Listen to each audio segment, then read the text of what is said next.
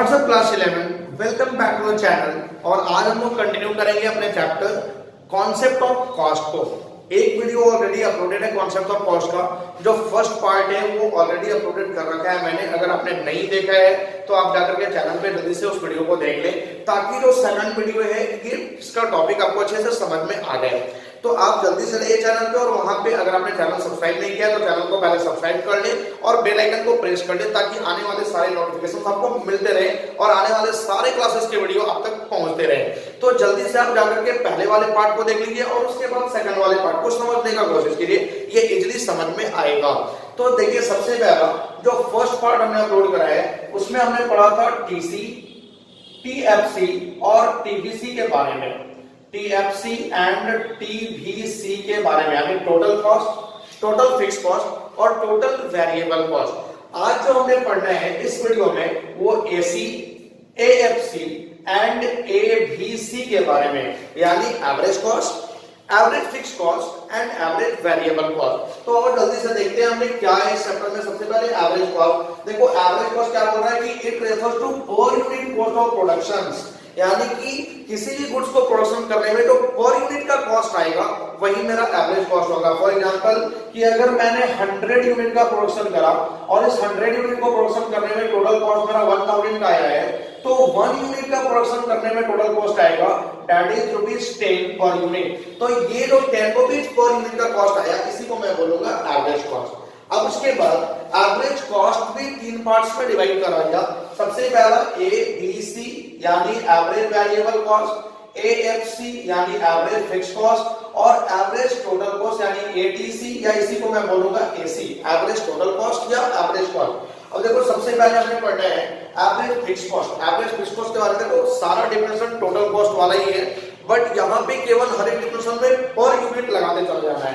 क्या बोल रहा है? It refers to per unit fix cost of production, कि किसी भी गुड्स का प्रोडक्शन करने में जो पर यूनिट फिक्स कॉस्ट आता है उसी को मैं बोलूंगा एवरेज फिक्स कॉस्ट। अब एवरेज फिक्स कॉस्ट कैसे निकाला जाएगा?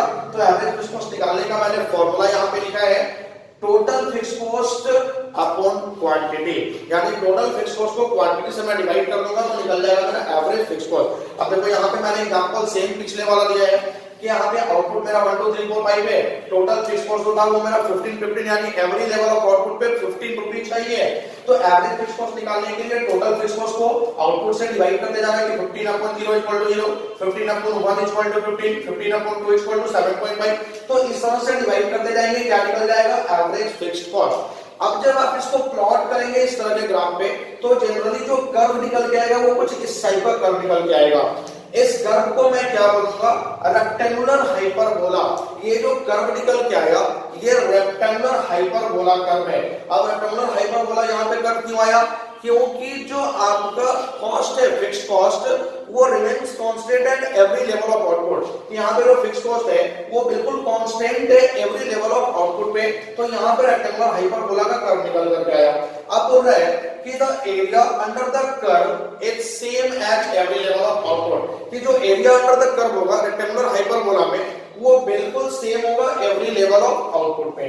तो ये तो हमारा एवरेज फिक्स्ड कॉस्ट। नेक्स्ट है हमारा average variable cost. Average variable cost क्या है कि it refers to per unit variable cost of production, कि किसी भी गुड्स का प्रोडक्शन करने में जो पर यूनिट वेरिएबल कॉस्ट आएगा उसको मैं बोलूंगा एवरेज वेरिएबल कॉस्ट। अब एवरेज वेरिएबल कॉस्ट कैसे निकलेगा? Total variable cost divided by quantity. तो टोटल वेरिएबल कॉस्ट मैंने वही एग्जांपल जो मैंने दिया वही बस पिछला वाला टोटल वेरिएबल कॉस्ट वाला ही ले लिया है। यहाँ पे मेरा आउटपुट जो है वो 0 1 2 3 4 5, इसके बाद जो टोटल वेरिएबल कॉस्ट है वो 0 5 12 15 24 और 35। उसके बाद एवरेज निकालना है तो मैं टोटल वेरिएबल कॉस्ट को आउटपुट से डिवाइड कर दूंगा, तो फिर यहाँ पे मेरा एवरेज वेरिएबल कॉस्ट निकल के आ जाएगा। अब जब मैं इसको प्लॉट करूंगा तो यहाँ पे कुछ इस टाइप का कर्व निकलेगा। ये कर्व जो एबीसी का कर्व है ये क्या बनेगा, यहाँ क्या शो करता है? तो यहाँ पे आप लिख सकते हो कि जो आपका कर्व है, कर्व इज यू शेप्ड। ये जो कर्व निकल के आया ये यू शेप्ड है। अब आप बताओ कि यहाँ पे यू शेप्ड कर्व क्यों आ रहा है?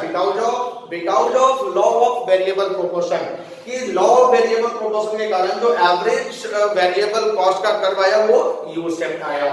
अब उसके बाद नेक्स्ट हमारा आता है average total cost. Average total cost क्या होता है कि यहाँ पे जो आपका एवरेज फिक्स कॉस्ट है और एवरेज वेरिएबल कॉस्ट है, ये दोनों का सम टोटल जो होता है उसी को मैं बोलता हूँ एवरेज टोटल कॉस्ट। क्या बोल रहा है? It refers to per unit total cost of production, कि जो प्रोडक्शन करने में टोटल कॉस्ट पर यूनिट आ रहा है, per unit total cost of production को मैं बोलूंगा एवरेज टोटल कॉस्ट। अब यहाँ पे एवरेज टोटल कॉस्ट निकालने के लिए total cost upon the Q, यानी टोटल कॉस्ट को क्वांटिटी से मैं डिवाइड कर दूंगा तो निकल जाएगा एवरेज टोटल कॉस्ट। या एक फॉर्मूला याद करो, पिछले चैप्टर में आपने पढ़ा था टोटल कॉस्ट का, fix cost plus variable cost. यहाँ पे क्या लिखूंगा? Average fix cost plus average variable cost, यानी एवरेज फिक्स कॉस्ट को और एवरेज वेरिएबल कॉस्ट को ऐड कर दिया जाएगा तो यहाँ से निकल के आ जाएगा एवरेज टोटल कॉस्ट। अब देखो यहाँ पे मैंने सेम यहाँ पे फॉर्मेट लिया है कि यहाँ पे 0 1 2 3 4 5 आउटपुट मैंने सेम रखा है। जो मेरा एवरेज फिक्स कॉस्ट था वो 0 15 7.5 5 3.75 और 3 था, वो सेम मैंने यहाँ पे लिया है। और जो एवरेज वेरिएबल कॉस्ट था वो भी मैंने यहाँ पे सेम लिया। अब एवरेज टोटल कॉस्ट निकालने के लिए मुझे क्या करना है? Average fix cost plus average variable cost, इन दोनों को ऐड करते जाना है।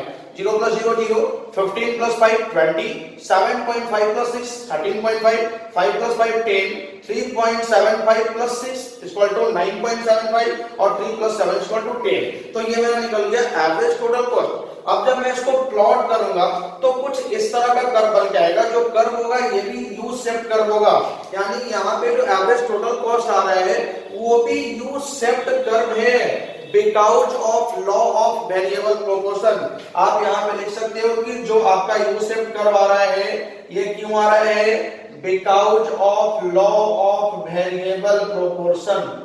लॉ ऑफ वेरिएबल प्रोपोर्शन के कारण जो हमारा कर्व आ रहा है वो यू शेप्ड आ रहा है। देखो इस चैप्टर में जितने भी यू कर्व आपको मिलेंगे वो सब के सब लॉ ऑफ वेरिएबल प्रोपोर्शन के कारण ही है।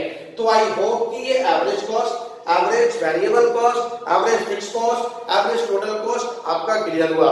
अब एक वीडियो और इस चैप्टर्स का आएगा और वो मेरा लास्ट वीडियो होगा इस चैप्टर्स को कवर करने में, यानी कि जो भी बचे हुए टॉपिक्स हैं जिनमें हमें कॉस्ट का रिलेशनशिप पढ़ना है वो कॉस्ट का रिलेशनशिप मैं कंप्लीट कराऊंगा थर्ड वीडियो में, और वो इस चैप्टर का लास्ट वीडियो हो जाएगा।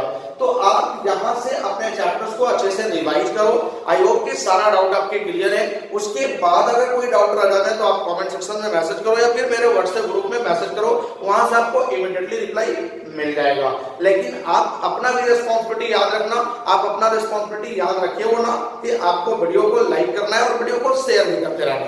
Thank you so much.